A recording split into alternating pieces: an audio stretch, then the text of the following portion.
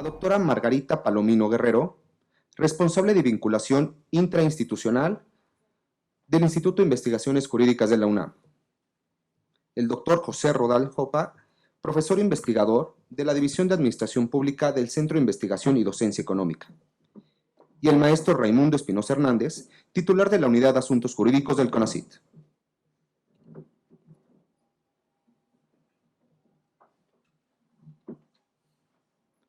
Invitamos al maestro Raimundo Espinosa Hernández a subir al estrado para dar la bienvenida a esta mesa de diálogo.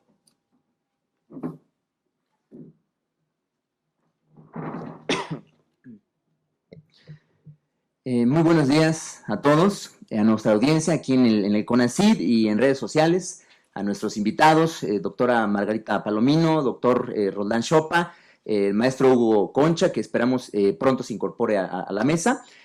A nombre de la directora general del CONACYT, la doctora María Elena Álvarez Buya Roses, es para mí un honor darle la bienvenida al CONACYT. Lamentablemente, la diputada federal Beatriz Robles Gutiérrez, integrante de la Comisión de Ciencia y Tecnología de la Cámara de Diputados, pues dada la coyuntura política por la que atraviesa el órgano legislativo, fue requerida y no podrá acompañarnos esta mañana como estaba planeado. No obstante, le mandamos un afectuoso saludo y bueno, les transmito yo a ustedes su disculpa.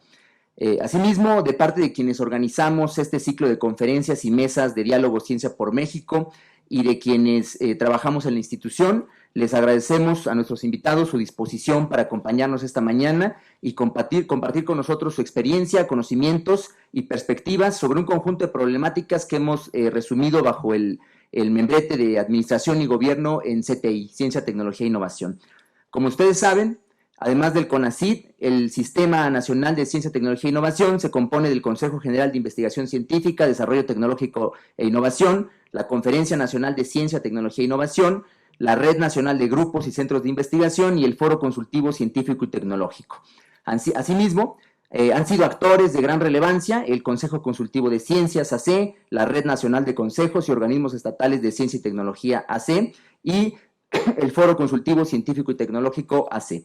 Finalmente, hasta 2018 existió también una instancia adicional que era la Coordinación de Ciencia, Tecnología e Innovación de la Oficina de la Presidencia de la República. Al respecto, en el sector nos encontramos actualmente en un proceso intenso de transformaciones institucionales a nivel normativo y de política pública, mismas que, en definitiva, impactarán en la administración y el gobierno del Sistema Nacional de Ciencia, Tecnología e Innovación, así como en la gobernabilidad y gobernanza del propio sector. En ese sentido, para los legisladores, para el CONACYT y para todos los actores del sistema, es fundamental escuchar las voces de profesores e investigadores de su nivel. Tengan la seguridad, queridos invitados, de que tomaremos nota de sus intervenciones, pues conocemos su calidad profesional y valoramos ampliamente su expertise. De nueva cuenta, a nombre de la doctora Álvarez Buya, les agradecemos su presencia y sin más, demos paso a la mesa de diálogo de este miércoles. Muy buenos días.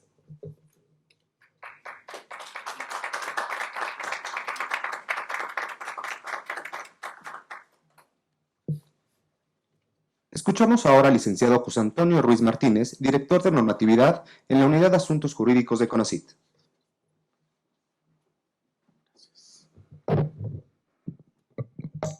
Buenos días, tengan todos ustedes. Yo les voy a hablar un poco del camino que ha recorrido el Consejo en este paso derivado de la reforma constitucional al artículo 3º de mayo pasado, que en su artículo transitorio 6º mandató al Congreso General la expedición de una Ley General de Ciencia, Tecnología e Innovación a más tardar para el año 2020, es decir, el próximo año. Y como comentó el maestro Raimundo Espinosa, es precisamente derivado de esta coyuntura que las reformas que en materia administrativa y del gobierno o la gobernanza del Sistema Nacional de Ciencia, Tecnología e Innovación puedan llegar a preverse en esta ley, pues impactarán en la operación del propio Consejo. El CONACYT ha realizado en ese sentido, encaminados a esta reforma, a esta ley que prevé la reforma constitucional, ha organizado en conjunto con la Comisión de Ciencia, Tecnología e Innovación de la Cámara de Diputados foros regionales que concluyeron el 25 de agosto pasado. Ha realizado también en conjunto con la Red Nacional de Centros de Investigación, de organismos e instituciones de investigación, la Red NACECIT, que es una asociación civil que, si bien no está prevista en la legislación actual, hace las veces de la Conferencia Nacional de Ciencia, Tecnología e Innovación, que sí está prevista en la Ley de Ciencia y Tecnología. Hemos colaborado de la mano entonces del Poder Legislativo a través de la Comisión, como mencioné, de Ciencia, Tecnología e Innovación de la Cámara de Diputados. Hemos colaborado con los organismos locales de Ciencia, Tecnología e Innovación, y como parte de todos estos foros, este ciclo de conferencias y mesas de diálogo Ciencia por México, que si mal no recuerdo, esta es la cuarta o la quinta presentación que llevamos de él, y que se tiene estimado pueda concluir a finales de noviembre. Pretende recabar también voces no solo de la comunidad científica, de la comunidad académica, sino de expertos de muchas materias, ¿no? En este caso, el doctor José Roldán Chopa, investigador destacado, la maestra Margarita Palomino también, y en general todas las mesas han tenido una integración plural en este sentido. Como para dar inicio a la mesa, me gustaría sugerir un par de preguntas, independientemente de la ponencia que pudieran haber preparado, para ver igual si en la sesión de preguntas y respuestas pudiéramos abordar el tema. Y la primera sería, ¿cómo fomentar y garantizar la participación democrática de la comunidad académica, científica y tecnológica, y a través de qué mecanismos, ¿no? ¿Qué mecanismos debemos utilizar para que la participación de la comunidad pueda ser efectiva, pueda ser eficaz, sin crear espacios que se arroguen una representatividad que no tienen, sino que realmente sea la comunidad la que se consulte directamente y pueda tomar decisiones en conjunto con los órganos de gobierno previstos en la legislación? Otra pregunta que podría detonarse en esta mesa sería, ¿qué órganos o sujetos deberían definir la política pública en materia de ciencia y tecnología? Como bien explicó el maestro Raimundo, en la legislación actual se prevé una serie de organismos, el propio CONACYT es uno de ellos, pero también está el Consejo General de Investigación Científica y Desarrollo Tecnológico, que se integra de diversas secretarías de Estado, lo preside el presidente de la República. En él participa también la Red NACECIT, que es esta asociación civil de instituciones y organismos locales de ciencia y tecnología de la que les comenté, y intervienen en general otros sectores. También está previsto, no en la Ley de Ciencia y Tecnología, pero sí por un decreto por ahí de los años 70, el Consejo Consultivo de Ciencias, que se integra de los Premios Nacionales de Ciencia.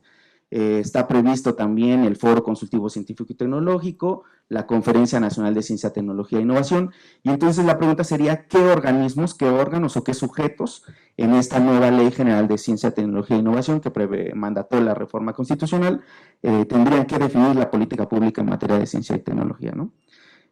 Otra pregunta podría ser, ¿qué elementos debe prever el esquema de gobierno del sector para asegurar eficiencia, transparencia y participación democrática?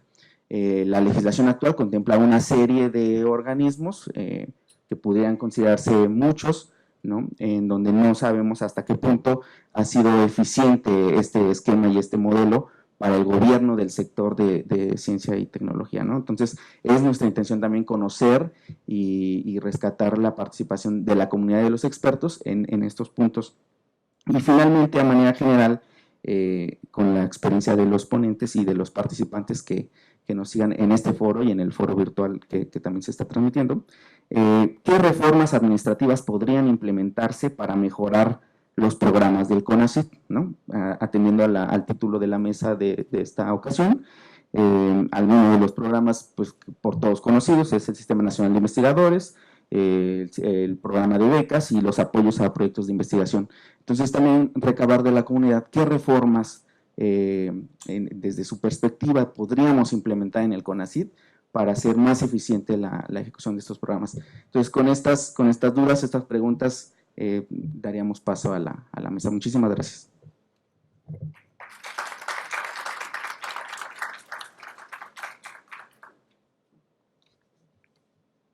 Muchas gracias, licenciado Ruiz.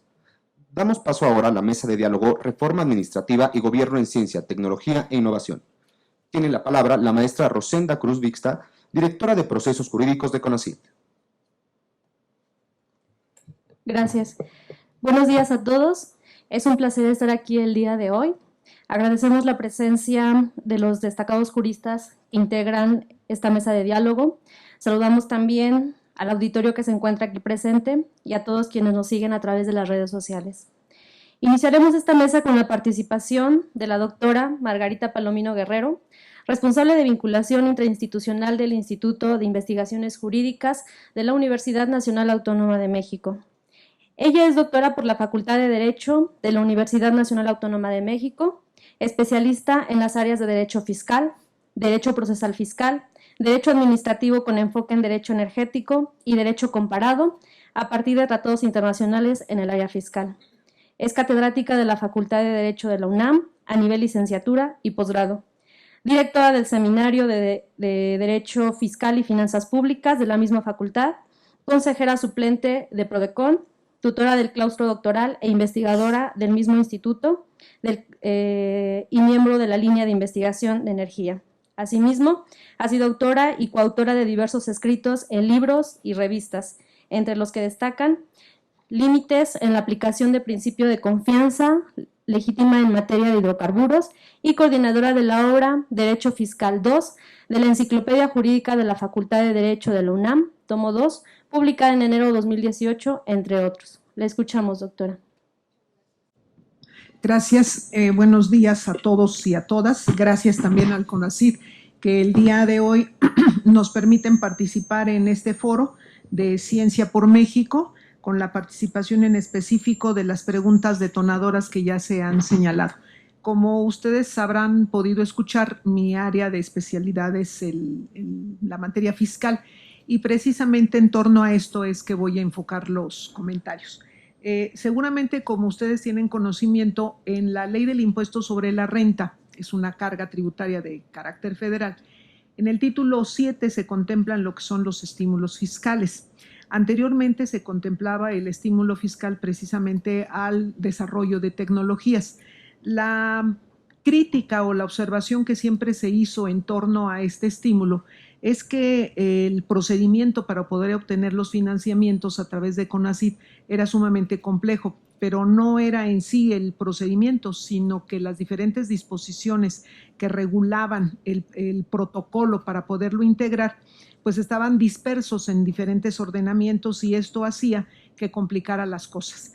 Cuando la empresa finalmente tomaba la decisión de participar en un proyecto que generara tecnología, el beneficio iba a ser mutuo, el beneficio iba a ser para la empresa porque le traducía que toda la inversión era deducible de impuestos o gran parte de la inversión, 30-40%.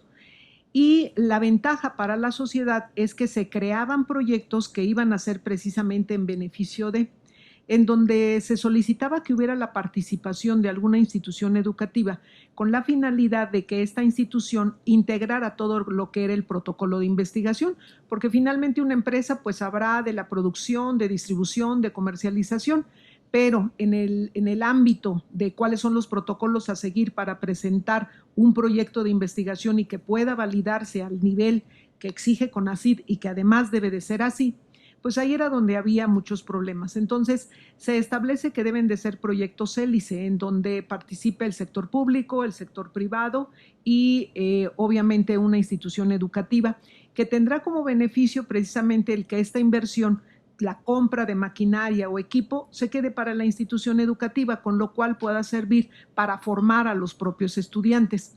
Sin embargo, este estímulo no se contempla el día de hoy.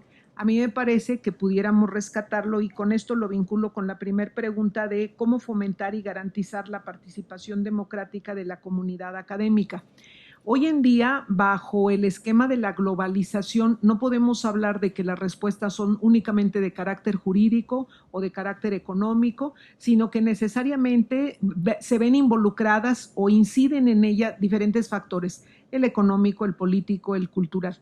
Entonces, para esos efectos es indispensable que participen diferentes áreas del conocimiento, es decir, que el enfoque de la investigación sea multidisciplinar, pero también transversal. Es decir, a nosotros en el esquema tradicional nos formaron para que se hiciera una investigación en un área en particular, especializada. Hoy lo tenemos que identificar la investigación, pero con todos los factores que inciden, político, social, cultural, etcétera, de tal suerte que esta respuesta que se está buscando en la investigación realmente responda a las necesidades de la sociedad. El esquema tradicional de evaluación que hemos tenido en el país ha sido a través de parámetros cualitativos y cuantitativos. En este momento debemos de superarlo, no solamente debemos de cumplir en torno a números, metas, no solamente en términos de valoración de bueno o malo, sino además de impacto. ¿El impacto qué quiere decir? Que debemos de establecer un parámetro de a dónde queremos llegar y de dónde partimos. Cuando nosotros establecemos que hemos logrado un avance en comparación con el parámetro que teníamos y a dónde hemos arribado, esto refleja necesariamente que la política o las medidas que incorporamos antes de llegar a la política pública, que las medidas que incorporamos realmente están siendo idóneas, que estamos resolviendo el problema. Uno de los grandes retos que se tienen en este momento es acercar precisamente la ciencia y la tecnología, pero a las necesidades reales del país. De nada nos sirve que se estén construyendo y generando nuevos ámbitos y líneas de investigación si éstas no van enfocadas de manera conjunta a resolver problemáticas en el país. Y esto lo digo por casos muy concretos. En el ámbito de las ciencias sociales siempre se ha cuestionado por las ciencias exactas. Bueno, nosotros podemos demostrar y experimentar y efectivamente presentar los resultados tangibles a través de una patente, a través de un registro. Sin embargo, en las ciencias sociales no es así. En las ciencias sociales tenemos que demostrar a partir de la razón, pero no solamente que se quede en algo etéreo, que tenemos soluciones teóricas que pudieran resolver problemas. Lo que se requiere es que esas respuestas se apliquen directamente a la problemática social y que resolvamos el problema, o bien que identifiquemos cuáles son los factores que están detonando ese tipo de problemas. Problemas que nos han generado ya situaciones que son en un momento dado coyunturales y que se vuelven estructurales y que se reflejan en políticas públicas equivocadas. Y les voy a poner solamente un ejemplo. En este momento tenemos un grave problema en zonas rurales. En zonas rurales tenemos explosión demográfica. ¿Y por qué? Porque una política pública equivocada, se otorgaron recursos económicos a estas comunidades y se valoró a quiénes se les debe de entregar el recurso. Y se pensó, si se lo entregamos a los varones, pues se los van a gastar en bebida, no lo van a aplicar al destino que se busca, entonces mejor otorguémoselo a las mujeres. Las mujeres como jefas de familia son más administradas, en consecuencia, o son administradas, en consecuencia, apliquémoslo a ellas o otorgámoselos a ellas, que ellas lo administren. La segunda pregunta es, ¿y cómo lo vamos a otorgar? ¿En qué cantidades vamos a señalar que van a tener? Y entonces se dijo, bueno, pues si lo que se quiere es que se aplique directamente a programas de educación, pues la lógica es que en función del número de hijos que tengan, se les asigne el recurso. Y entonces esa fue la decisión, que se les otorgue a las madres de familia y que sea en función del número de hijos que tienen. ¿Y cuál fue el problema? Que la lógica que les aplicó, porque no tienen acceso a la educación, en muchos de los casos ni siquiera saben leer ni escribir, ni el varón ni la mujer, la lógica fue, a mayor número de hijos, mayor cantidad que me están otorgando. Y entonces, ¿qué resultados generó? Pues en términos cualitativos se logró el objetivo, en términos cuantitativos también, pero en términos de impacto no se resolvió el problema, al contrario, se generó un problema mayúsculo que ahora tenemos que atender. La pregunta es, ¿se resolvió el problema de origen? No, se generaron otros problemas. ¿Qué cosa lo detonó? Que no tomamos en consideración la situación real. Y otro caso muy concreto que tiene que ver con recursos económicos es, actualmente tenemos recursos que se asignan a través del ramo 33 a cada una de las entidades federativas que se etiquetan directamente por el gobierno federal. Es decir, desde el centro se determina a qué estado se le va a asignar y en función de qué criterio, de la infraestructura creada y de la nómina que se tiene. Esto quiere decir que si una comunidad tiene 20 escuelas primarias, se les va a asignar los recursos en función de las 20 escuelas primarias y del número de profesores que tienen adscritos. Sin embargo, a lo mejor esa comunidad ya no tiene la necesidad de atender a niños de primaria, porque la población ha crecido y además por las fuertes corrientes migratorias. Entonces ahora lo que necesitamos son secundarias, telesecundarias, para que podamos dar respuesta a la demanda de la comunidad. Pero sin embargo, como el recurso va etiquetado para escuelas primarias, para X número de profesores, la situación es la siguiente: si yo no lo ejerzo para ese rubro que me están señalando, la consecuencia es, si yo lo aplico a otra cosa, hay desvío de recursos, porque perfectamente iba etiquetado el mismo a qué se debía de aplicar. Y dos, si no lo gasto, me recortan el presupuesto. Entonces, se ha llegado a tales extremos, y están documentados, en que en el caso de Oaxaca se encontró que se habían asignado recursos para pavimentación, y como tenían que agotar los recursos para pavimentación, se pavimentaron rutas o caminos que llevaban a nada, a barrancas. Lo importante era agotar el recurso para pavimentación. Y en el caso de Guerrero hubo una comunidad donde se molestó mucho la comunidad, bajó a todo lo que es la carretera de México a Acapulco, la carretera del Sol, y la bloqueó en plena Semana Santa. Y la pregunta es, ¿pero por qué? Porque estaba muy enojada la gente. ¿Y por qué está tan enojada la comunidad? Porque resulta que el presidente municipal decidió pavimentar todo el municipio. Pues aparentemente para nosotros, que somos de ciudad, diríamos, pues qué bueno que tengan el acceso a esos beneficios. Sí, nada más que estamos hablando de una comunidad de la montaña en donde el único medio de transporte eran los animales, burros y caballos, y la comunidad estaba muy enojada porque con el pavimento los caballos y los burros se resbalaban y en consecuencia empezaban a rodar y se desnucaron sus animales y se quedaron sin animales. Y entonces lo que estaban planteando es que les indemnizaran, que les pagaran, pero además que quitaran el pavimento. La reflexión aquí es, ¿pero a quién se le ocurre eso? No es que lo haya hecho directamente el presidente municipal, ni que tampoco yo justifique esa situación, sino simple y sencillamente la obsesión de querer controlar desde el centro, cosa que es contrario al esquema federal o al federalismo que nosotros tenemos en México. Eso es lo que propicia. Lo mismo está sucediendo aquí. No podemos tomar decisiones o arrancar proyectos de investigación que no surjan de las necesidades reales de la comunidad.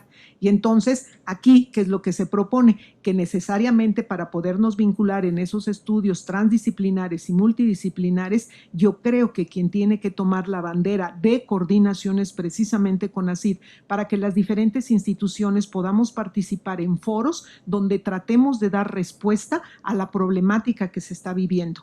No solamente en el ámbito jurídico, social o económico, sino en general en toda la problemática que estamos resintiendo. Por otra parte, nos dice, ¿y quiénes son los que deben de participar? ¿Qué instituciones? Yo creo que sería, para mí, no considero que sea correcto el decir tal y tal institución o que se incorpore a la institución por la que yo vengo participando, no. Aquí tiene que surgir en función de necesidades reales. ¿Quiénes son los expertos? ¿Quiénes son los conocedores en tal materia? Ellos son los que les debemos de participar o de invitar para que puedan asesorar. No necesariamente el CONACYT tiene que ser experto en todas las áreas, pero sí el CONACYT tiene voz y tiene todos los elementos para convocar a los especialistas en la materia para poder construir todos estos caminos, todas estas políticas públicas que necesariamente se van a tener que llevar a la aplicación y que rindan resultados para que efectivamente estemos resolviendo problemas. La otra cuestión, ¿cómo debemos de aplicar los criterios para las becas, no solamente para el Sistema Nacional de Investigadores, sino para las becas para los jóvenes estudiantes? Yo creo que uno de los grandes problemas que se genera es que este financiamiento no se pueda recuperar. Por esto, si bien es cierto que cuando se sale al extranjero y cuento con una beca, el interés es regresar, pero que realmente existe el interés por regresar, pero algunos dicen, regresamos, pero no encontramos trabajo. Pero muchos de los que se van a estudiar al extranjero, resulta que también encuentran espacios en el extranjero y allá se quedan, es la llamada fuga de cerebros. Entonces, ¿qué es lo que tendríamos que establecer en este sentido? Yo creo que tenemos que reflexionar en torno a que esta formación de recursos humanos, que es tan importante, podamos abrir espacios aquí mismo en el país para que puedan tener participación. Y una vez que se haya cumplido un término determinado, quizás el mismo número de años que estuvieron participando en el extranjero o que se estuvieron formando, que hayan retribuido a su país, pero que se haya retribuido realmente en obras, en acciones, entonces sí, si hay un ofrecimiento en donde quieres regresar a estudiar o a seguir trabajando en otro país, que lo puedas hacer, pero lo que no podemos aceptar es que se estén formando recursos humanos, lo cual implica no solamente la inversión, sino el proyecto que se está realizando y que posteriormente no le demos seguimiento. Y que en este tipo de acciones, pues obviamente se nos van quedando en el camino, no hay la recuperación de todos esos beneficios y que desafortunadamente, qué bueno que a nivel personal encuentren ese desarrollo, pero que sin embargo regresen posteriormente, pero ya patrocinados por otro país o por otra institución en donde nos tiene que costar esa tecnología o ese conocimiento. Entonces yo creo que tienen que ir ligados los 3 puntos. Y a manera de conclusión, para no abusar del tiempo que me concedieron, la primera sería, es indispensable que CONACYT enarbole la bandera de poder llevar a cabo una vinculación con todas las instituciones a través de foros. Foros no solamente de consulta, sino foros de discusión de temas que son materia de la agenda nacional. Y 2, a partir de esto que se identifique cuáles son los temas fundamentales que debemos de atender y tenemos que participar, y que a partir de esto a estos expertos en la materia puedan participar para establecer un diálogo en donde se delinee cuáles van a ser las acciones a seguir, que contribuyan al gobierno federal para diseñar las políticas públicas. Pero esto no puede ser solamente de un sector del área de investigación, tiene que ser de manera conjunta. Y, por otra parte, en función de este catálogo de prioridades que se van a establecer, que se puedan integrar las políticas que se tienen que seguir tanto para la calificación del Sistema Nacional de Investigadores como para la calificación y recuperación de este capital humano que se forma en el extranjero y que desafortunadamente se queda en el camino. Yo creo que tendríamos que pensar en 2 cuestiones fundamentales. 1, el censo de todas estas personas que se llevan que tienen el beneficio de una formación en el extranjero a través de los recursos públicos que finalmente está financiando el pueblo, y 2, de qué manera se está contribuyendo, pero también tomar en consideración que en muchas de las ocasiones estos recursos regresan y no tienen oportunidad de participar en los ámbitos en donde son especialistas, y que desafortunadamente, y esto tenemos conocimiento público de la situación, que desafortunadamente con formación en el extranjero, con maestrías o doctorados, no están desempeñándose en el área de su especialidad, sino se contratan o los contratan en las áreas que les pueden cubrir un sueldo. ¿Por qué? Pues porque tienen necesidad de seguir subsistiendo y además sostener a una familia. Entonces yo creo que en estos 3 rubros, a manera de conclusión sería la convocatoria, el del CONACYT. 2, integrar la jerarquía de necesidades para poder diseñar una política pública integral. Y 3, en función de estos 2 criterios tendrían que ser necesariamente las propuestas para los criterios de evaluación, tanto para el Sistema Nacional de Investigadores como para el otorgamiento en la participación de becas. Muchas gracias.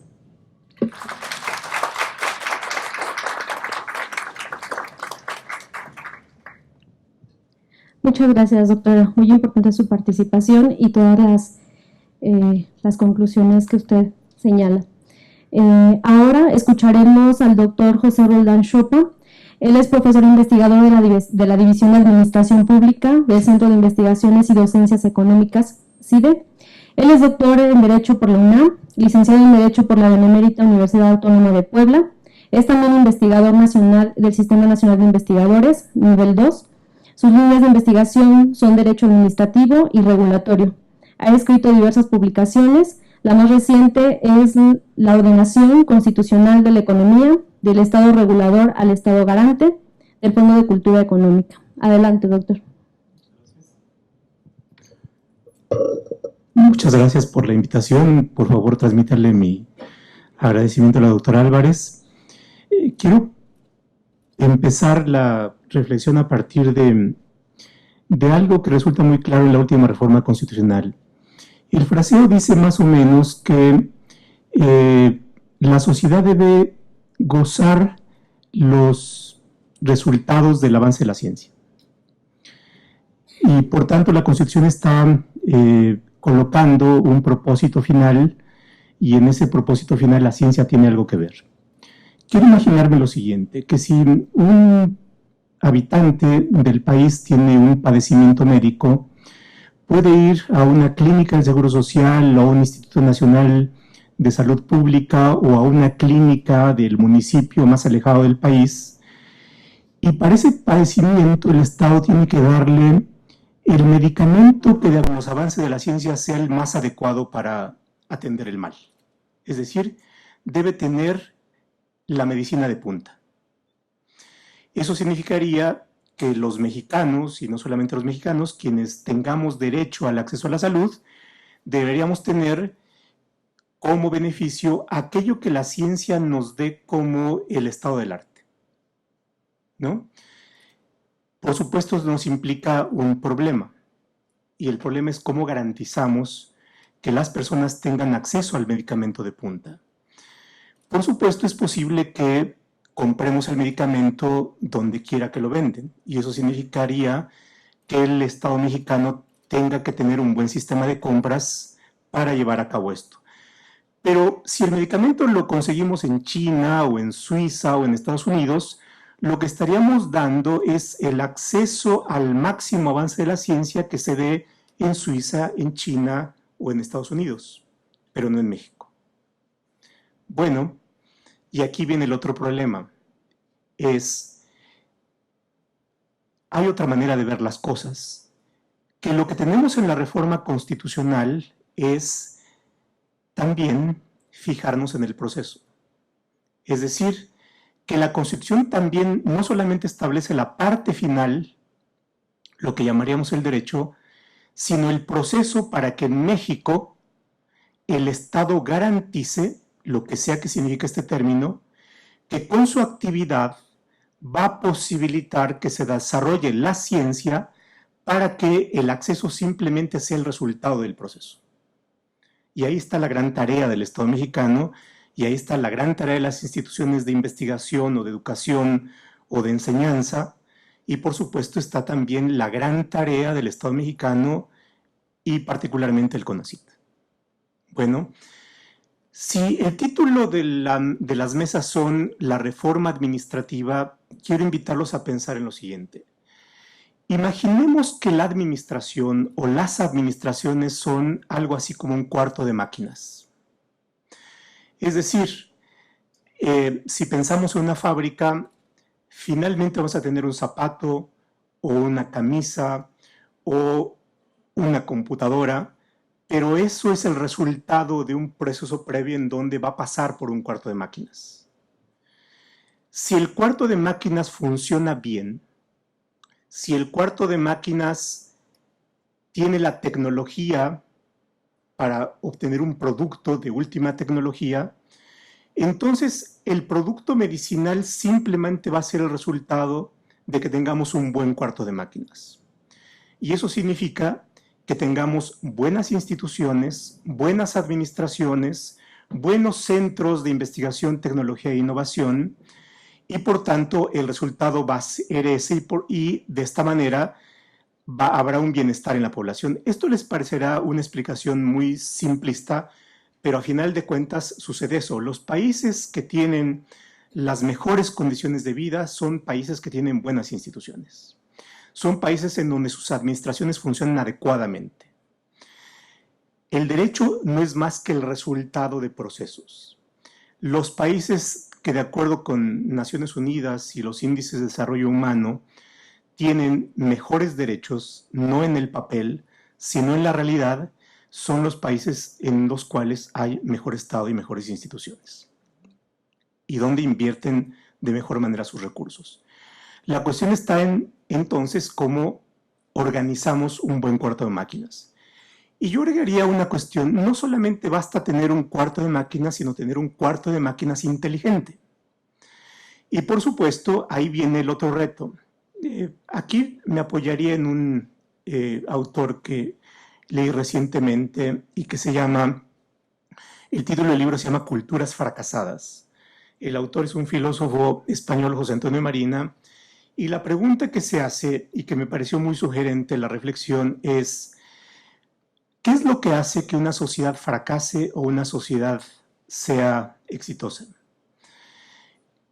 Hay una diversidad de causas, pero hay una que me parece que viene al cuento, y es: las sociedades que son exitosas son aquellas sociedades que son capaces de crear inteligencia social.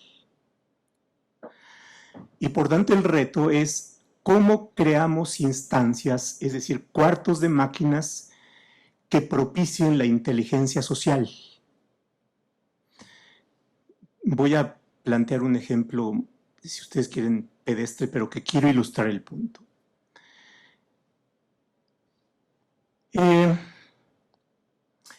¿Por qué Messi funciona de manera distinta en la selección argentina y en el Barcelona?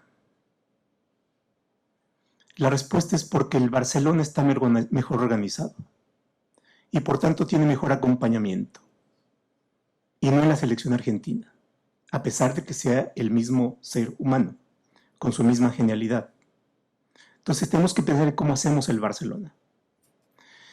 Ahora, ¿qué es lo que sucede? Y traigo a cuento la ciencia y la tecnología. En alguna ocasión, hace mucho tiempo, leyendo estas revistas del Muy Interesante, decía, a ver, ¿qué pasa con el cerebro humano?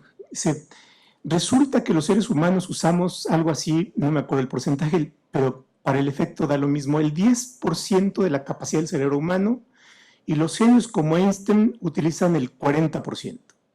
No sé si eso tenga la base científica y si los neurólogos pudieran soportar eso, pero no me importa mucho, lo que quiero es ilustrar el caso. Bueno, si esto es así, y si las sociedades y cada uno de nosotros somos seres humanos inteligentes, y por supuesto si juntamos nuestras inteligencias podemos hacer más que una sola inteligencia, la clave está en cómo hacemos redes neuronales de tal manera que así como en el ser humano no usemos el 10% que podemos ser los que estamos en la mesa, sino ampliemos nuestra red para poder llevar a cabo lo que tengamos que hacer de mejor manera aprovechando esas inteligencias sociales y aprovechando las inteligencias de los seres humanos y también haciendo instituciones inteligentes. Y eso lo vinculo con una de las preguntas, la democracia, ¿no? Es decir, la democracia, al menos en ciencia y tecnología, no la entiendo como que nos juntemos y votemos por algo, sino que nos juntemos y aportemos conocimientos y aportemos inteligencias para resolver problemas sociales y hagamos una red neuronal. Entonces, en la medida en que no tomamos en cuenta el 90% de neuronas que no están siendo utilizadas, ordinariamente estamos no siendo inteligentes. Entonces, una primera cuestión es, la inteligencia, un enemigo de la inteligencia es la exclusión o la autoexclusión, ¿no? Podemos decir, miren, nosotros nos arreglamos y no tomamos en cuenta el licenciado, ¿por qué? Pues por algo, ¿no? No importa mucho la razón, ¿no? Porque es de la UNAM y nosotros somos de la otra UNAM, ¿no? De Acatlán, ¿no? Entonces, puede haber razones, pero eso nos hace que no estemos siendo inteligentes. Ahora, la otra cuestión, por supuesto, en esta cuestión de la ciencia y tecnología, uno de los primeros escenarios es que hay diversas ciencias. No solamente por las materias, por los segmentos, por los tipos de conocimientos, sino aún dentro del mismo tipo de conocimiento, por ejemplo, el derecho, podemos tener distinto tipo de entendimientos de la ciencia. Que unos sean mejores uno otros, pues depende de qué lado estemos, pero me parece que todas tienen que aportar y, por supuesto, el otro entendimiento de la democracia en ciencia y tecnología es que tiene que abrirse la discusión a los distintos tipos de ciencias. En la medida que excluimos a uno, estamos siendo enemigos de la inteligencia. Entonces, ¿cómo es que podemos propiciar en la organización, en el cuarto de máquinas, la diversidad de ciencias, la diversidad de entendimientos y, por supuesto, que estos diversos entendimientos no se den aisladamente, sino formen parte de una de las redes y de las organizaciones administrativas? Y entonces ahí viene el reto de cómo es que esto lo traducimos en las organizaciones, ¿no? Y yo creo que hay que puntualizar una diversidad de elementos que me parece que son importantes y que tienen que compatibilizarse. Uno es, las ciencias se desarrollan en esquemas de libertad y por tanto a los investigadores, a las instituciones tenemos que propiciarle escenarios de libertad, escenarios de seguridad Y por supuesto, en estos escenarios de libertad, de seguridad, en donde haya, por supuesto, estímulos, tiene que haber otros elementos que tienen que ver con la política pública y que son esquemas de evaluación, de méritos y, por supuesto, de rendición de cuentas.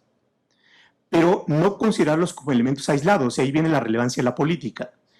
La política pública tiene que ver con no la consideración de aquello que quiere el investigador en lo individual, pero sí la consideración de aquello que el investigador está desarrollando y de tal manera que se relacione con otros cuerpos de investigación y con otras comunidades científicas, de tal manera que la política sea ese elemento que conjunta esfuerzos, que establece objetivos, que permite esfuerzos cooperativos, y ahí hay una parte que es necesaria en relación y que es el complemento de la libertad, los elementos de cooperación y los elementos de cooperación destinados a algún objetivo.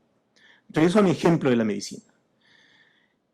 Es probable que la medicina de punta sea aquella que se produce en Suiza. Pero cuando indagamos un poco de qué es lo que sucedió con el laboratorio que produjo ese, probablemente nos podamos hallar que en algún momento en la historia, hace una buena cantidad de décadas, los investigadores del laboratorio suizo estuvieron en alguna comunidad indígena de Oaxaca o de Veracruz, indagando cuáles eran las virtudes de la planta tal, y a partir de la descomposición de los elementos y el procesamiento y la industrialización, llegaron a crear ese medicamento. Bueno, entonces, ¿cómo, si el mandato constitucional es fomentar, apoyar, propiciar la generación de la ciencia para que dé ese resultado, podemos conjuntar cuestiones tales como lo que hacen nuestros laboratorios de la UNAM, que hacen cuestiones de biotecnología, o los descubrimientos que pueden hacer en materia de medicina genética con el conocimiento tradicional, de tal manera que no los veamos como elementos que están en disputa, sino como cuestiones que es posible relacionar, y por tanto que eso rompa por una parte el esquema de aislacionismo y por otra parte posibilite la conducción para llevar a cabo esto. Y en eso yo creo que las entidades como CONACYT tienen una función muy relevante, es decir, cómo nos comunican de una institución con la otra, cómo las instituciones de investigación comunican al interior sus centros que hacen economía o derecho o administración pública entre sí, cómo propician esas redes neuronales.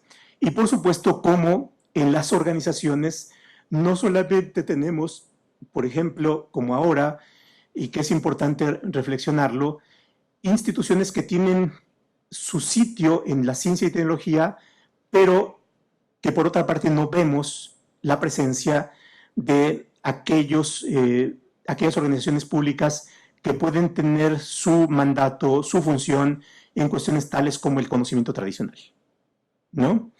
Entonces, y por tanto es importante, me gustaría en este conjunto de órganos colegiados, por ejemplo, ver a la Comisión Nacional de los Pueblos Indígenas, ¿no? Que no está. Es decir, ¿cómo podemos establecer estas vinculaciones de tal manera que potenciemos las capacidades? Y la otra cuestión, por supuesto, es la ciencia se desarrolla en comunidades científicas.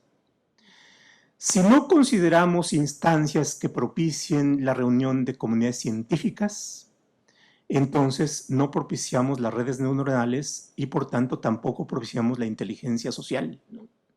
Nuestros cuartos de máquinas deben tener instancias en donde las comunidades científicas puedan desarrollar el diálogo entre las propias comunidades científicas, donde puedan, por supuesto, desarrollar la evaluación entre pares, donde puedan apreciarse los méritos en las investigaciones y pueda también propiciarse la rendición de cuentas, pero en donde no se llevan a cabo los vicios que tenemos de crear comunidades endogámicas. Y yo creo que es uno de los retos. Voy hacia la conclusión. Yo creo que uno de los grandes errores que hemos cometido en el país es reiniciar cada 6 años. Es el eterno comienzo. Y mucho más se hace el pecado cuando en ciencia y tecnología queremos comenzar cada 6 años. Tenemos que romper ese esquema, ¿sí? Y tenemos que pensar a más largo plazo. Y esta es otra de las enseñanzas de países que han dado los saltos y en donde la ciencia y tecnología ha sido uno de los grandes motores.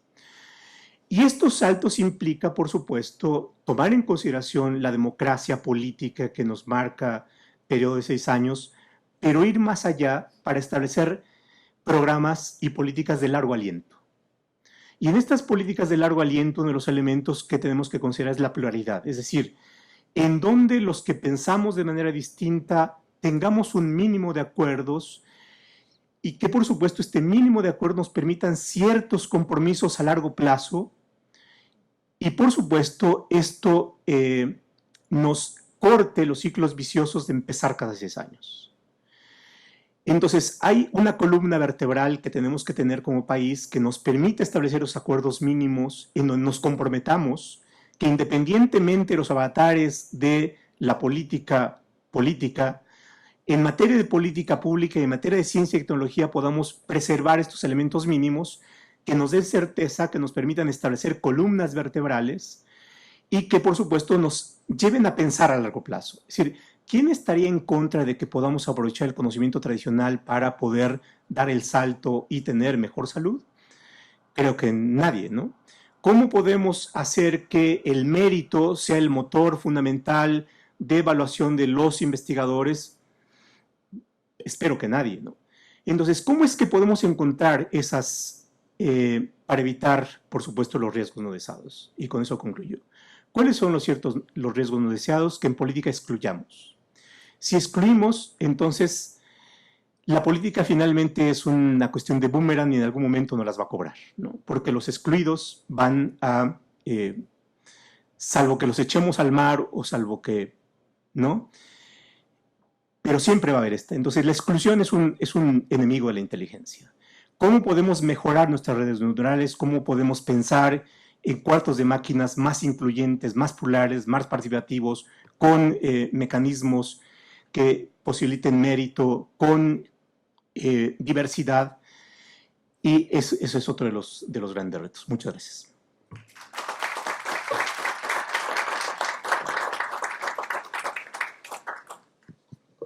Muchas gracias, doctor. Pues bien, al parecer el maestro Hugo Alejandro Concha Cantú no va a poder llegar. Le es imposible, tuvo un retraso. Sin embargo, yo creo que lo podríamos invitar posteriormente a alguna otra de las mesas. Hubiese sido muy importante escuchar también su punto de vista, ya que todas las opiniones vertidas en esta mesa han sido muy importantes y son elementos que se pueden obtener por parte de los servidores que en este momento nos acompañan aquí en este foro, precisamente para implementar las reformas que necesita este consejo. Pues bien, pasaremos a la ronda de preguntas y respuestas. Les propongo que la dinámica sea la siguiente: recabamos 3 preguntas del público, se responde y posteriormente, si tiene alguien más otra pregunta, podríamos hacer otra ronda de 3, por favor.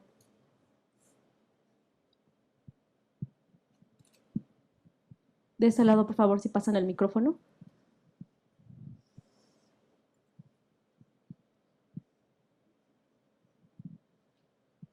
Buenos días todavía. Ahorita al final se terminó con un punto que me parece muy importante, esta cuestión de la exclusión. Creo que ahorita estamos en una coyuntura en la que, no me había tocado verla antes, los científicos jóvenes que todavía no tienen una adscripción o un contrato en algún centro de investigación o una institución que se dedique a hacer investigación científica, quieren tomar parte de la transformación científica de México, ¿no? ¿Cómo podríamos garantizar que se diera esta inclusión de estos científicos jóvenes que, como se mencionó, pues tienen una precariedad laboral? ¿Cómo podríamos tomar en cuenta su opinión? Y sobre todo, ¿cómo tener un órgano de consulta que realmente sea representativo de toda la comunidad científica y que incluya a estos jóvenes científicos?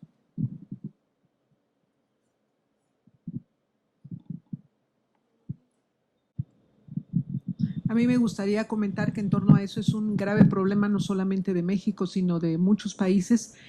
Y la forma en que se ha venido resolviendo es primero identificar quiénes son y en dónde están.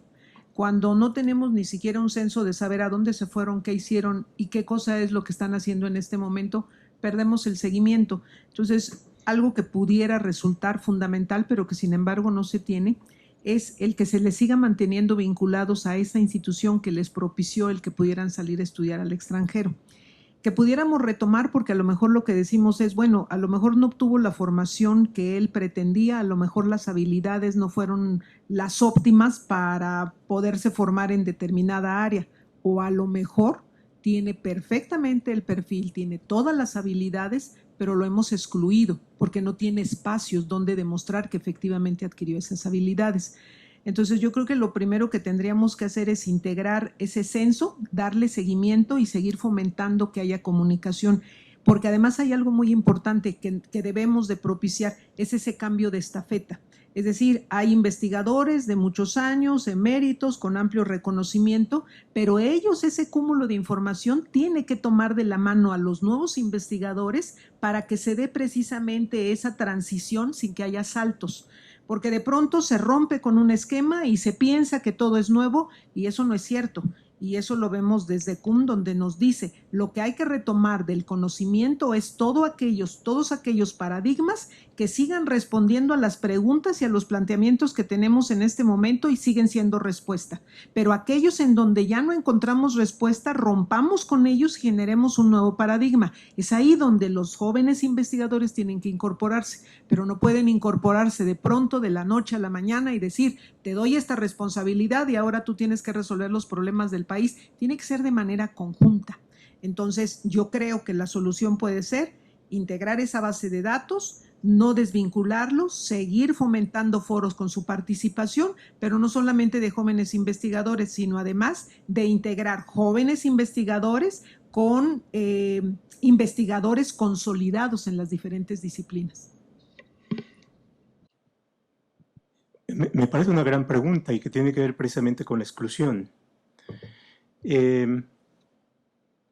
Hace algún tiempo en una ponencia que se presentó en una conferencia latinoamericana de Administración y Desarrollo, el CLAD, un profesor del TEC de Monterrey presentó una investigación que sería muy interesante rescatarla y cuyo planteamiento era qué es lo que está pasando con los becarios del CONACYT que han salido al extranjero y si es que regresan o no regresan.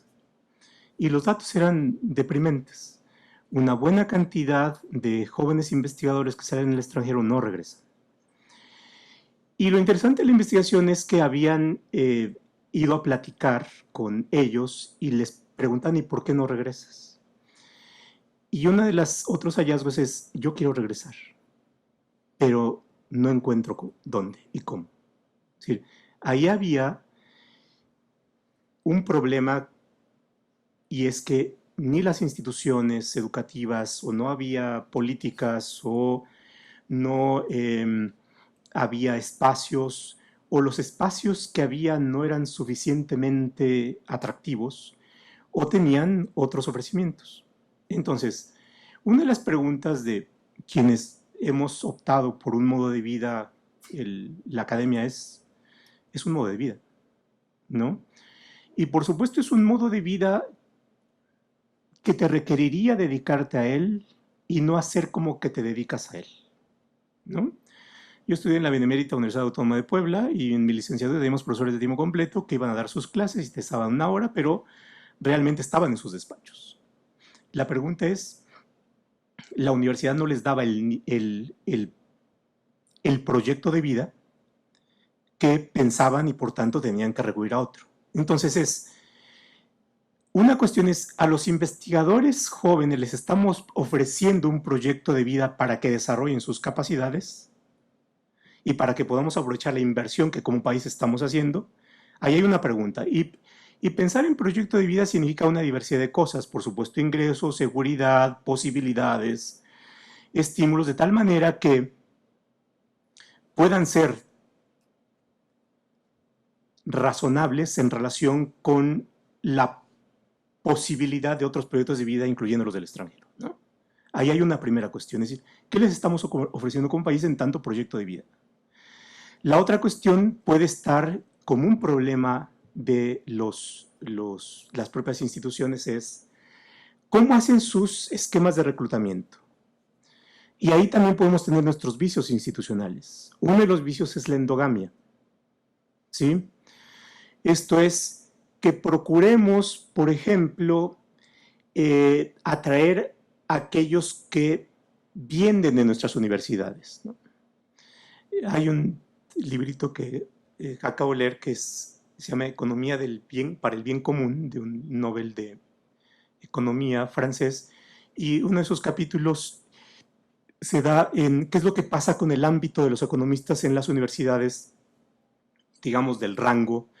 Y una de las políticas que tienen las universidades, el CIDE la tiene, es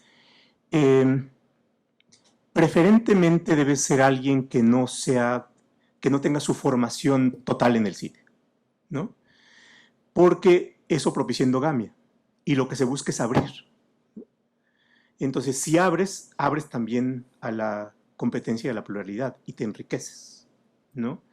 Entonces, partamos de quien sale fuera, tiene la posibilidad, no sé si la aprovecha o no, pero al menos el país le ha dado la posibilidad o la oportunidad de conocer el estado del arte, al menos en esa parte del mundo, ¿no? Y por tanto es útil, hay que aprovecharlos, ¿no? Entonces estamos haciendo como país en las instituciones educativas para no desperdiciar las inversiones que hacemos, porque no es una inversión del CONACYT, es la inversión del país, ¿no? ¿Cómo la aprovechamos? ¿Cómo ofrecemos planes de vida, ¿no?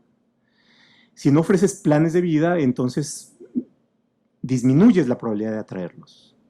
La otra cuestión es cómo al interior estableces tus políticas institucionales para evitar endogamia y para aprovecharlos, ¿no? Es qué programas son los que tienen las instituciones, las universidades o el propio CONACYT, ¿no? Y cómo son los términos en los cuales los invitas. Y ahí, por supuesto, puede haber cuestiones diferenciadas. Es decir, puedes lanzar convocatorias para atraer a aquellos investigadores que no sean más allá de ciertas edades y, por tanto, tienes una política establecida, dirigida, más focalizada, ¿no? En fin, hay que repensar ese tipo de cuestiones, pero por supuesto pasa por una diversidad de elementos que finalmente tienen que ver con cuál es el resultado. Una de las cuestiones interesantes es hacer algo como lo que hizo este profesor del TEC, es qué es lo que está pasando con nuestros... es decir, el CONACYT tiene políticas de seguimiento, sabe qué es lo que pasa con sus becarios, sabe por qué regresan, por qué no regresan, qué están haciendo, los invita, organiza foros para hacer esto, las universidades que becan lo están haciendo, en fin, ¿qué estamos haciendo para no excluir? Muy bien, ¿alguien más? Les propongo que sean 3 preguntas. Si también alguien en las redes sociales gusta hacer alguna pregunta, los invitamos a realizarlas. Hacemos la ronda de 3. Se hacen las 3 preguntas y pasamos posteriormente a las respuestas, por favor. Buenas tardes, Jorge Olvera de la Unidad de Asuntos Jurídicos del Consejo.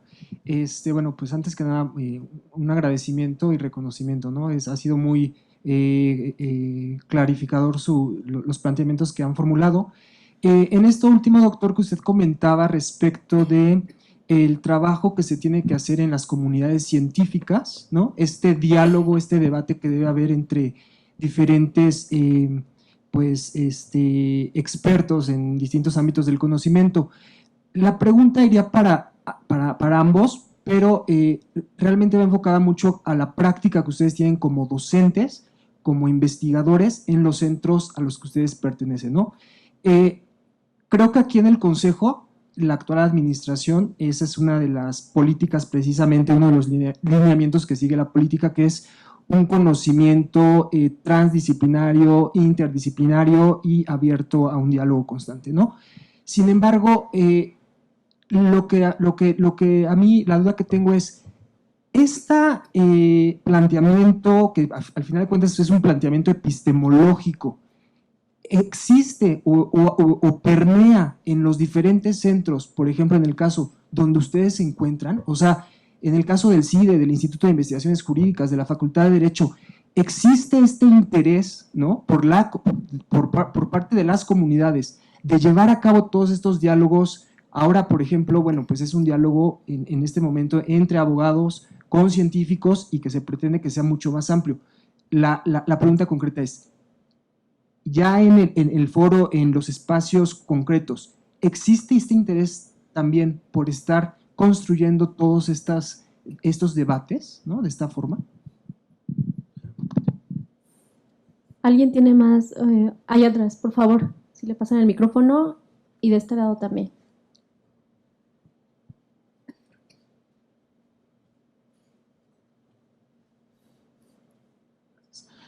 Buenos días, igualmente un entero reconocimiento a los ponentes. Quizá, espero no salirme un poco del contexto de lo que se refiere la ponencia, doctora Palominos. De acuerdo a lo que son las actividades vulnerables consideradas en la ley PRIORPI del artículo 17, ¿qué tan probable es que la ciencia y la tecnología se pueda encuadrar como una de estas actividades? De acuerdo a lo que es el financiamiento, entendido desde la parte privada. ¿Qué tan probable es que la ciencia y tecnología pueda considerarse como una de las actividades vulnerables consideradas en la Ley de Prevención e Identificación de Operaciones con recursos de procedencia ilícita? Gracias. De ese lado, si pasan el micrófono, por favor.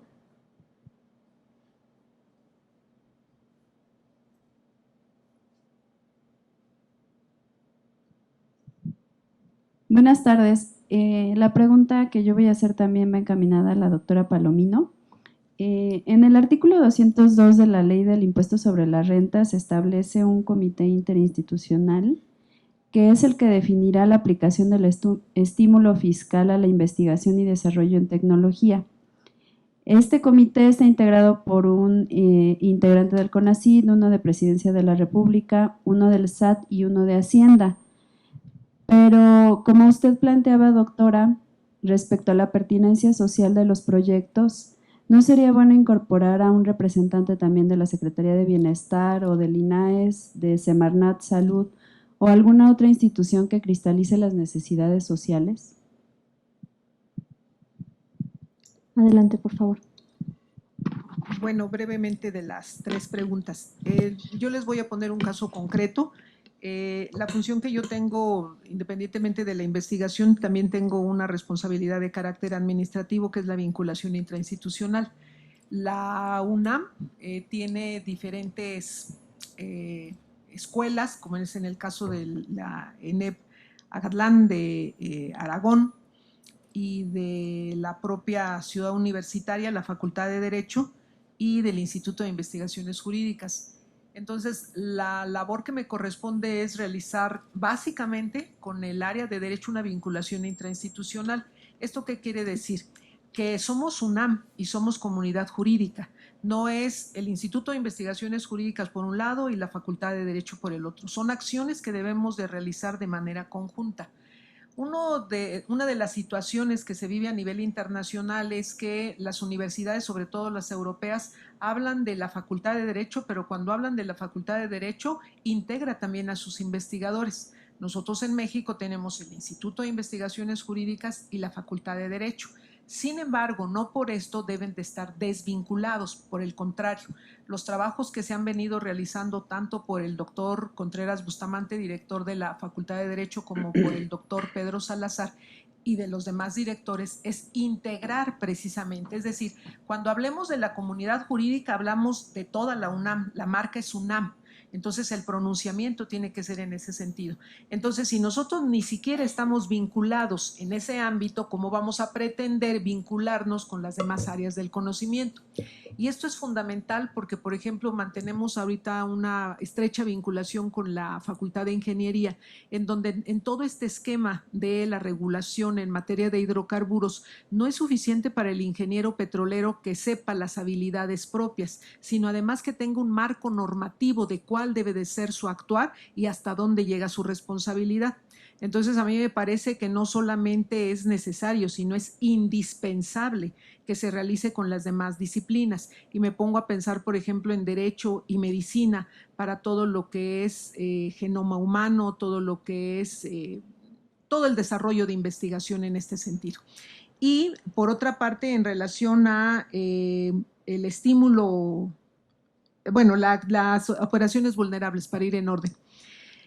Actualmente el artículo 17 de la Ley para prevenir operaciones con recursos de procedencia ilícita, por supuesto, no lo contempla. El que se pueda infiltrar o se pueda vincular recursos de procedencia ilícita, por supuesto que se puede hacer. Hay el riesgo de que se infiltre. Ahora, ¿qué es lo que en mi opinión se necesitaría? Lo que se necesita precisamente es eso, que se presente un proyecto que se justifique a través de la iniciativa privada quién es el que va a dar el financiamiento, que son empresas que se dedican al desarrollo de X actividad, una institución educativa que es la que nos va a dar la certeza que efectivamente va a ser para la formación de recursos humanos, y la institucional, que es la que va a verificar que efectivamente el proyecto se desarrolla, va enfocado con un objetivo en particular, que llega a la conclusión y que el ingreso de esos recursos públicos o que de esos recursos que está dando la iniciativa privada tienen un origen lícito. Entonces, si nosotros cuidamos todo este protocolo, creo que no tendríamos riesgo. Si solamente el riesgo me parece a mí que es mayor cuando no lo regulamos y cuando dejamos que de manera abierta puedan patrocinar cualquier tipo de proyecto diferentes capitales, de donde vengan. Entonces, ¿qué es lo que se requeriría aquí? No debemos de caer en que todo debe de estar regulado, pero sí todo debe de estar coordinado. Entonces, vuelvo a insistir que es a través de quien coordina todo lo que es ciencia y tecnología, que es CONACYT, quien debe de establecer cuáles son los proyectos que se aprueban o no se aprueban.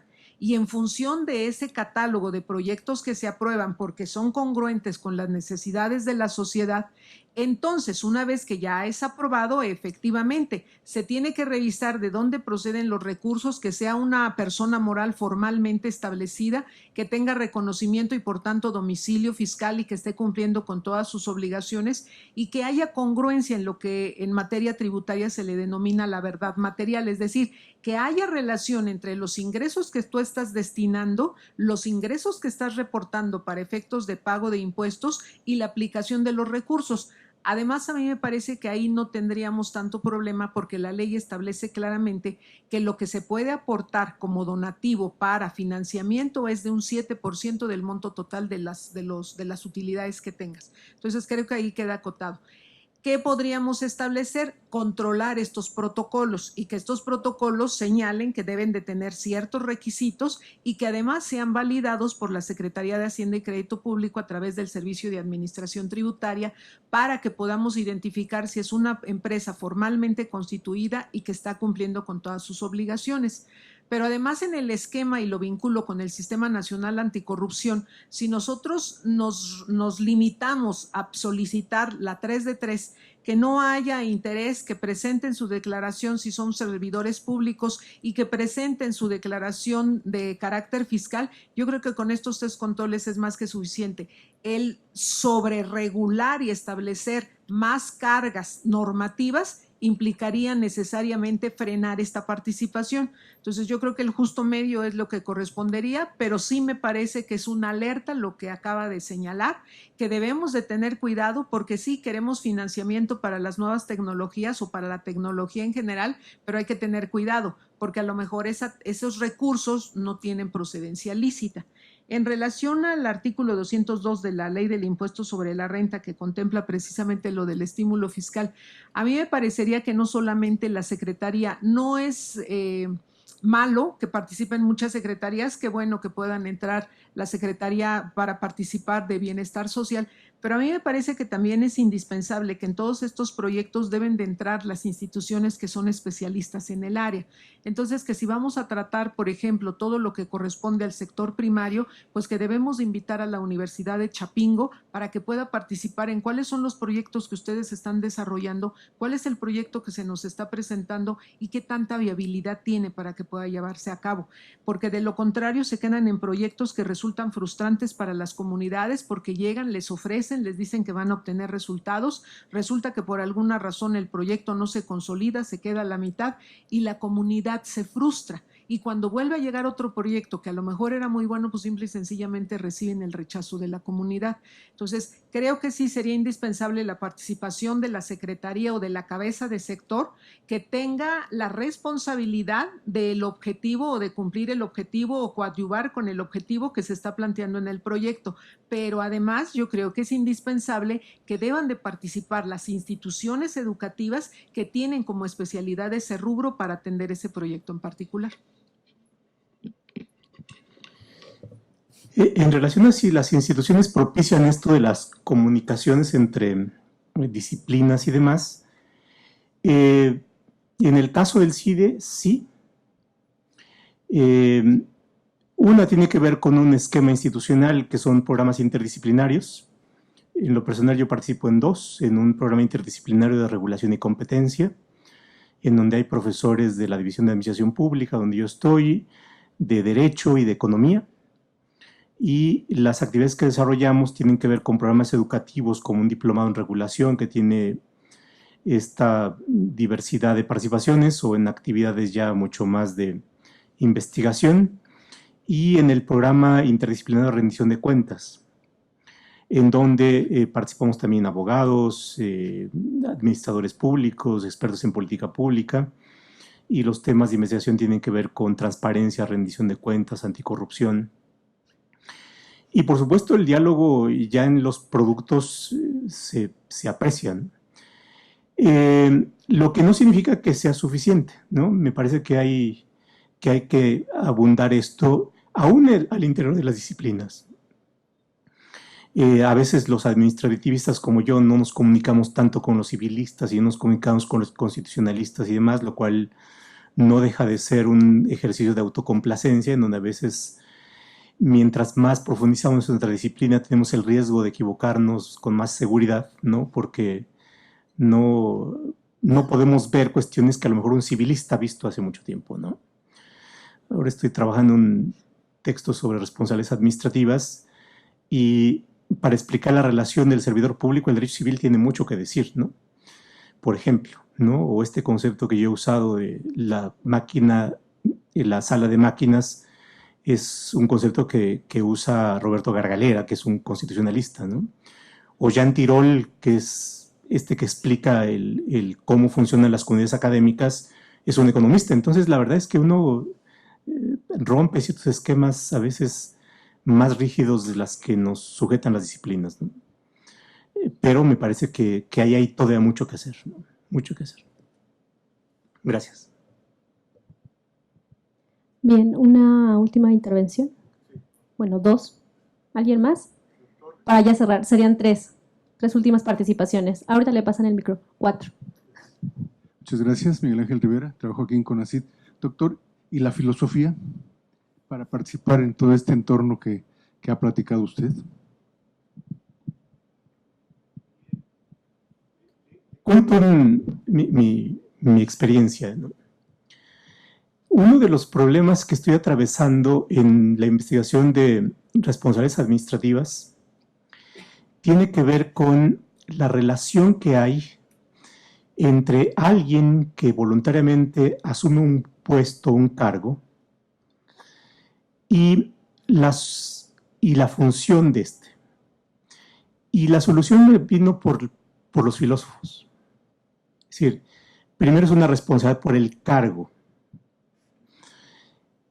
Y la responsabilidad por el cargo nos lleva a establecer un deslinde entre la posición que alguien tendría sin el cargo y el cambio que alguien tendría con el cargo porque asume deberes y responsabilidades que antes no tenía y que se derivan del cargo y que tienen que ver con que lo que tiene como función es una función de gestión de la administración de los intereses públicos. Y eso conduce a una discusión filosófica, la responsabilidad.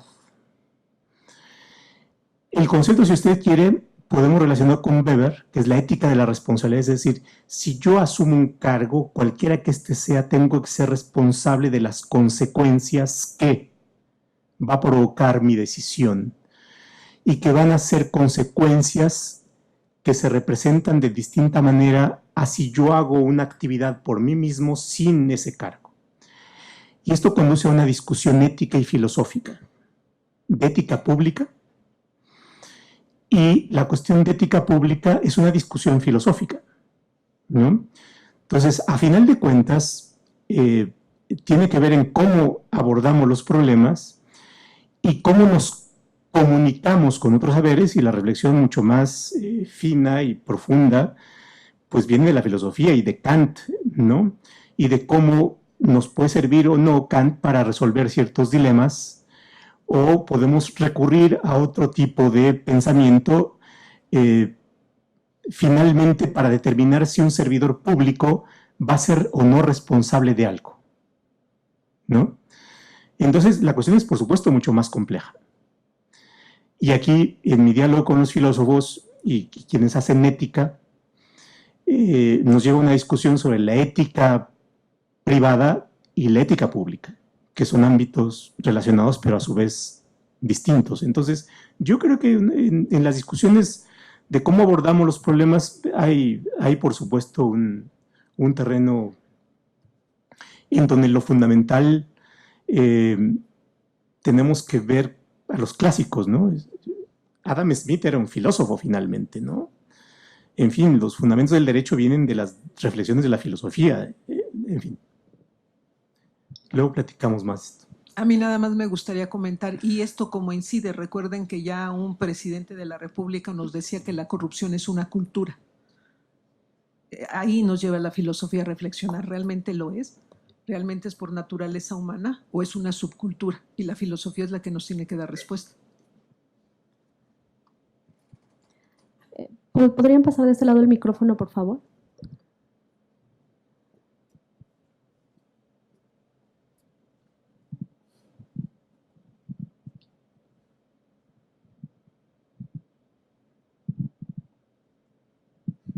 Hola, buenos días.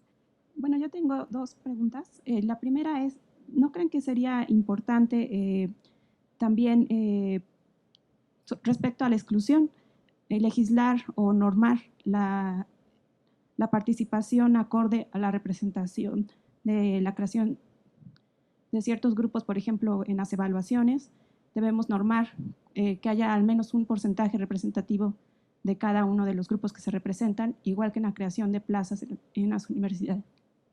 Y la segunda pregunta es, por ejemplo, respecto al empoderamiento de los jóvenes en los proyectos de ciencia en México, creo que también ahí deberían haber algún tipo de normas que apoyen a que la responsabilidad de los jóvenes,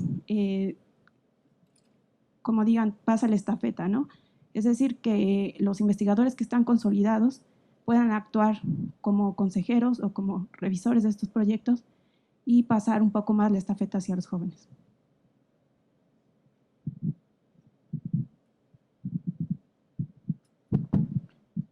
Yo tengo igual un par de preguntas para la doctora Palomino. Los órganos locales de ciencia, los gobiernos locales en general, es un sentir común o una problemática común de las aportaciones que realizan los gobiernos locales en materia de ciencia, tecnología e innovación. Y mi pregunta estaría encaminada en el sentido de si usted nos pudiera orientar de qué mecanismo podría incentivar a los gobiernos locales a invertir más en ciencia, tecnología e innovación.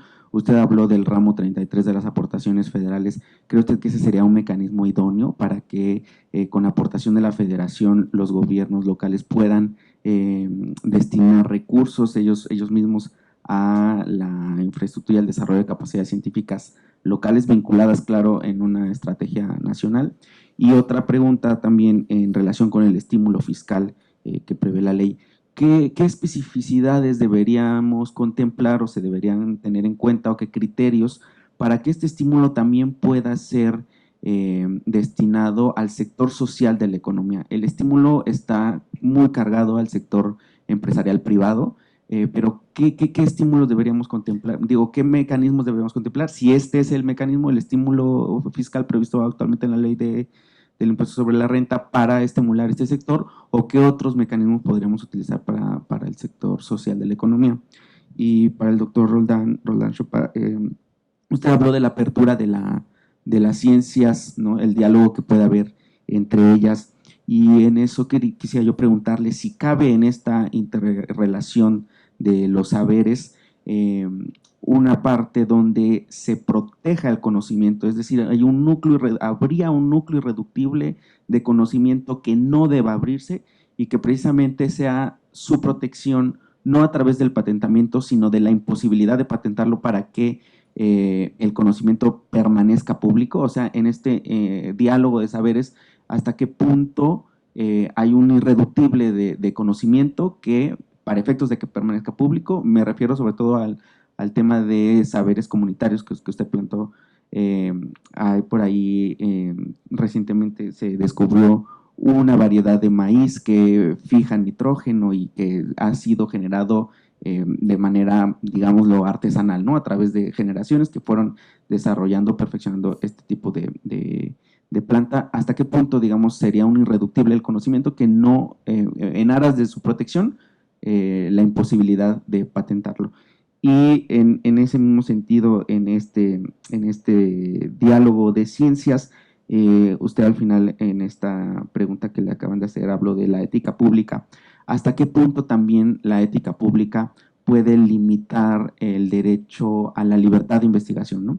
En el pasado hicieron investigaciones científicas incluso con experimentos en personas, ¿no? Y digo, como un ejemplo mucho más claro de la libertad de investigación tiene límites, ¿cómo precisarlos mejor en generando sin dejar de generar esta sinergia entre ciencias, entre saberes, cómo encauzar los límites éticos que pudiera tener la investigación científica? Y finalmente, vinculado un poquito a las preguntas que le formulé a la doctora Palomino, ya en pasadas administraciones se daba por sentada esta sinergia, se daba por sentada las articulaciones de las capacidades científicas y se encaminaron sobre todo a la vinculación con el sector privado de la economía. Entonces, una vez o a la par que se fomente la interrelación de los saberes, de la ciencia, cómo vincular también eso, no solo con el sector productivo privado, que es muy importante,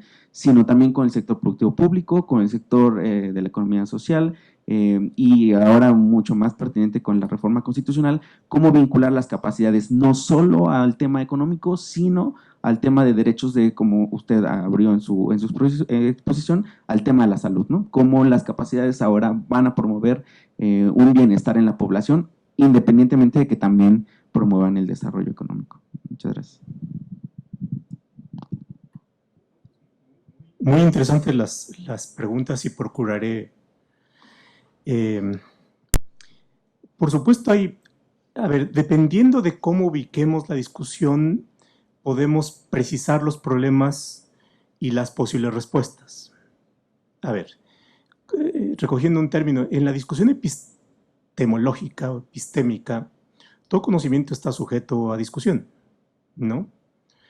Digamos, al menos en mis lecturas, el conocimiento se ha alejado más de la idea de encontrar la verdad para acercarse más a una probabilidad de que explique de mejor manera lo que vemos como fenómenos en el mundo, ¿no? Digamos, este es como el gran salto de Newton a Einstein, ¿no? Y de la idea de que y las ciencias de la complejidad, o el entendimiento de la complejidad, que es más un conocimiento probabilístico de los fenómenos, ¿no? Y por tanto casi una renuncia a la verdad. Bueno, en esta perspectiva, si nosotros protegemos cierto tipo de conocimiento, lo que hace es volver estático un conocimiento que de suyo es, digamos, en una discusión más teórica.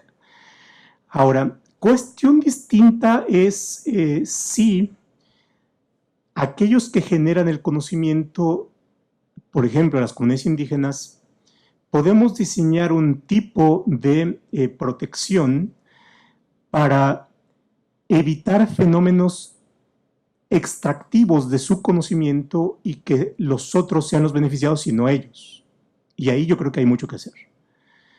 Pero ahí es más bien la protección de los beneficiarios del conocimiento en tanto que forman parte de la generación de los conocimientos.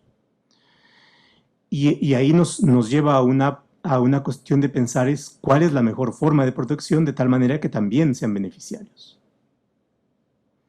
Y por supuesto el conocimiento tradicional me parece que tiene un riesgo de tener una situación dramática en donde quienes los generan son quienes menos lo aprovechan, ¿no? Y en el caso del maíz hay un caso dramático en donde sí quienes llevan a cabo la invención de semillas genéticamente modificadas contaminan el maíz nativo, resulta que los productores del maíz nativo terminan pagándoles por algo de lo cual no son responsables, ¿no? En el fondo yo pienso que más bien es una especie de contaminación en donde los productores nativos son aquellos que reciben un daño y por tanto tienen derecho a una indemnización, ¿no? Pero eso nos conduce a una serie de reflexiones jurídicas y por supuesto a una tarea legislativa que posibilite, y ahí el derecho civil nos da una carga. Quien tiene el beneficio tiene la carga, ¿no? Quienes están teniendo el beneficio son las empresas y por tanto tienen que tener la carga. Puro derecho civil. Ahora, digamos, es el derecho civil en favor de comunidades indígenas, ¿no? En fin, estoy simplificando el problema. Pero ahí hay un problema y por supuesto nos conduce a dilemas éticos. Si ustedes leen este bestseller de Homo Deus, Homo Sapiens, yo terminé muy perturbado después de la lectura, porque nos plantea un escenario en el cual ya no es solamente la planta, el maíz, sino somos los propios seres humanos, ¿no? Y la posibilidad de que haya seres humanos genéticamente modificados, de otros que somos nativos, y por supuesto va a haber distinto tipo de especies humanas, ¿no? Y eso nos plantea en el fondo dilemas éticos. Ahora, con la discusión y el terreno de la filosofía es cómo determinamos la decisión ética. Y en esto hay aprendizajes, desde un hospital público recibe a un paciente que tiene necesidad de una transfusión sanguínea y que es testigo de Jehová y que está en peligro, ¿no? ¿Cómo resuelve el problema?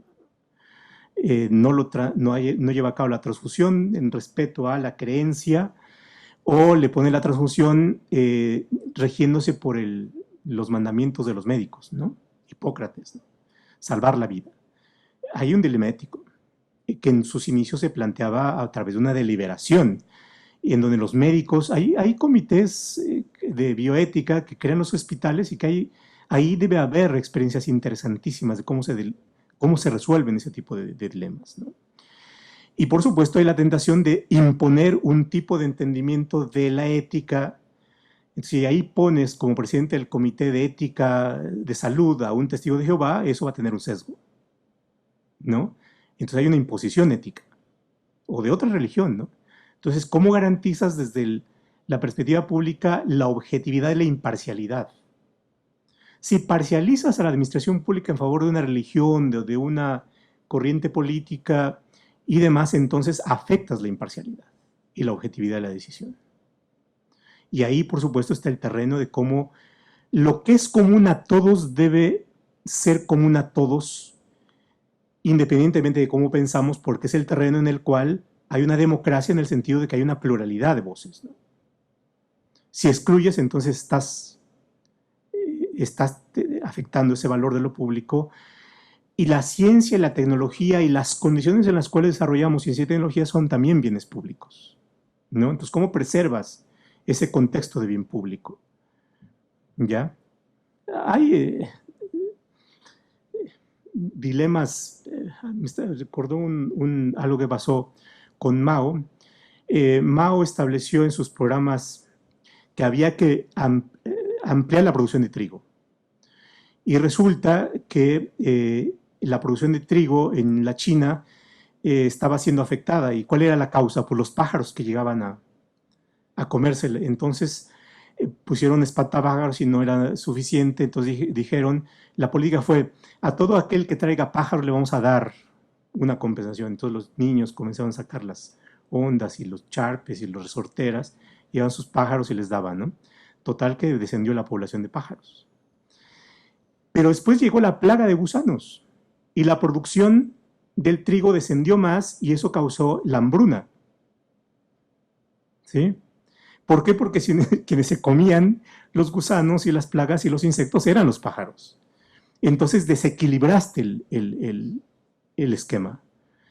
¿Y por qué? Pues porque fueron decisiones que ignoraron cuestiones que debieron haber considerado y por tanto, o el esquema en California de por qué se dan los incendios y se dan cada vez más fuertes, bueno, por políticas conservacionistas, ¿no? Es decir, no podes los árboles, y entonces lo que haces es incrementar el combustible que potencia el incendio, ¿no? Entonces, bueno, en ciencia dice hay un error tipo A y un error tipo B, ¿no? El error tipo A es porque no pones el suficiente cuidado. El error tipo B es porque pones mayor cuidado de tal forma que sobreregulas, ¿no? Entonces, ¿cómo evitas el error tipo 1 y el error tipo 2, ¿no? Y ahí está una de las cuestiones en donde el conocimiento te permite ilustrar tu decisión de tal manera que si tienes una decisión más informada, una decisión basada en evidencia, disminuyas la probabilidad de equivocarte. La incertidumbre y el error siempre está presente y siempre va a estar presente hasta que nos extingamos como especie, ¿no? Y las cucarachas nos suplanten. ¿No? Siempre nos vamos a equivocar, es parte de la naturaleza humana. La ciencia tiene como propósito ilustrar con el mejor conocimiento disponible una decisión para que minimices el riesgo de errores, ¿no? O para que maximices la probabilidad, ¿no? También puedes equivocarte con mayor seguridad, ese es el drama de los seres humanos, ¿no? Sí. Perdón, nada más. Claro. Es que no, me muero de ganas de decirlo. Pero tiene que ver con los errores también que hemos cometido en México. Vean, alguna vez me invitaron a la ciudad de Tabasco a dar una clase en el doctorado de allá. Cuando llegué al aeropuerto, vi un anuncio así de 50 metros de largo que decía: la Universidad del Valle de México abre su carrera de ingeniería petrolera, ¿no? Cuando se dio la reforma energética, en fin, con el boom. Llegué a la universidad y el comentario que dije, porque además tenía que ver algo con energía, la clase, es, bueno, ahora la del Valle de México ya le va a hacer la competencia a la Universidad Juárez de Tabasco en su carrera de ingeniería petrolera. Y me dijeron, no, profesor, ¿por qué? Es que la Universidad de Tabasco no tiene carrera de ingeniería petrolera. La pregunta es, ¿un estado petrolero no tiene carrera de ingeniería petrolera? Curioso, ¿no? La respuesta, ¿y por qué? Dice, porque para entrar a trabajar a Pemex no necesitas ser ingeniero petrolero. Te resulta mejor ser amigo del sindicato, comprar la plaza, que ser ingeniero petrolero. Por eso estamos como estamos, ¿no? Es decir, hicimos todo para que Pemex terminara como terminó. Y ahora es más difícil rescatar. Entonces uno va cometiendo errores, ¿no? Gracias. Ya. Ok. Bueno, en relación a lo que comenta la licenciada en el sentido de que debe de guardar equilibrio, sí, por supuesto. Yo no me atrevería a evaluar un proyecto de matemáticos o de arquitectos porque yo no sé nada de arquitectura y mucho menos ya de algoritmos elevados en materia de ciencias exactas. Entonces, a mí me parece que eso es fundamental y creo también que se ha avanzado, pero falta mucho y que efectivamente la evaluación de los proyectos sea en función de quienes conocen de la materia, no necesariamente que sean especialistas, pero que conozcan de la materia y que tenga implicaciones.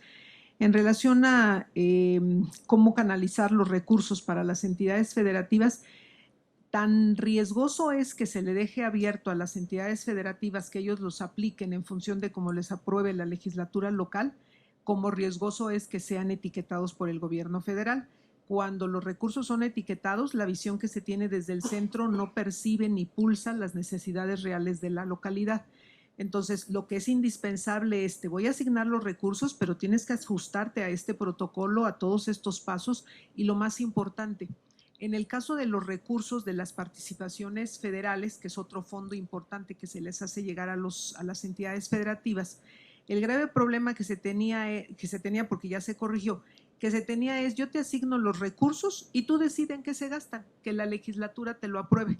El problema era que no decía cuál debía de ser el objetivo de esos recursos. Entonces, el proyecto nada más señalaba que fuera un proyecto productivo y ya, pero que es productivo. Entonces, en algunos casos productivo era construir un campo de fútbol y en otros productivo era el construir un camino de un camino de terracería a hacer un camino con carretera que pudieran trasladarse la mercancía como eran las naranjas, etcétera, etcétera, y generar. Entonces, en conclusión, ¿se debe de etiquetar el recurso? No, bajo ninguna circunstancia. Que sean las necesidades de la propia entidad las que determinen que se van a aplicar, pero siempre y cuando sigan 3 criterios fundamentales. 1, preséntame un proyecto serio. 2, que realmente refleje un beneficio para la colectividad, ya sea de carácter económico o social. Y 3, rendición de cuentas. ¿Cuánto te gastaste y cómo te lo gastaste?